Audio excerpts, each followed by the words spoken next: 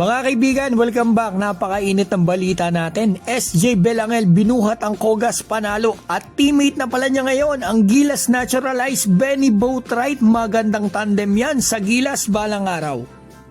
Simulan po natin kay SJ Belangel. Sa game niya kanina mga kaibigan, January 3, naka 32 points, 5 rebound and 6 assists. Literal na binuhat niya ang kanyang team. Ito yung stat sheet mga kaibigan.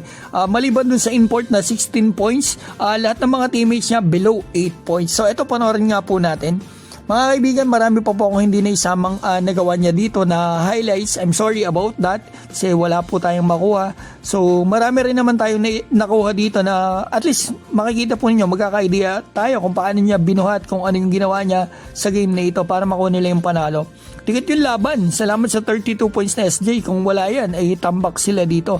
Malakas din yung nakakalaban nila mga kaibigan. At sana balang araw makuha to sa Gilas Pilipinas. Kasi sa tingin ko talaga, ito yung nakikita ko honestly na pwedeng pang point guard talaga, head guard ng Gilas Pilipinas or yung JJ Mandakit.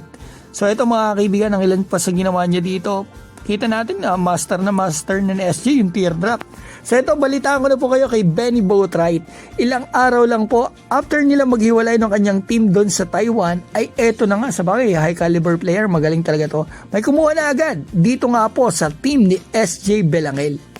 Pinost na rin po ito ng mga kilalang page at website doon sa Korea mga kaibigan, at dito ko nga nakita yung mga sinabi ng coach ng Kogas, at ito nakasulat pa rito, makikita natin sa article nila doon na Korea Gas Corporation played against Hyundai Mobis. Yan yung laban kanina with just one foreign player, yan nga po yung si Ratliff. Ito, Benny Boatwright, newly accrued to replace Nick Perkins, accompanied the team that day, but his KBL debut was postponed until the next game due to incomplete player registration. Mukhang may konting problema ata sa pag-transfer niya mula po doon sa Taiwan papunta rito, pero makakalaro na daw ito sa mga susunod na games nila. At least nagka-idea po tayo, malinaw na malinaw mga kaibigan. Ang ating pinakabago naturalized player na si Benny ay maglalaro na nga dito sa team ni SJ Belangel. Napakagandang tandem niyan, hindi malabo balang araw makita natin na magtandem din sila dito sa Gilas Pilipinas. So yan mga kaibigan, ang akin pong mabilis na update sa inyo. Sana na-appreciate po ninyo, sana mag-like and comment kayo dyan sa baba, at malaking tulong din sa akin kung kayo po ay magsusubscribe.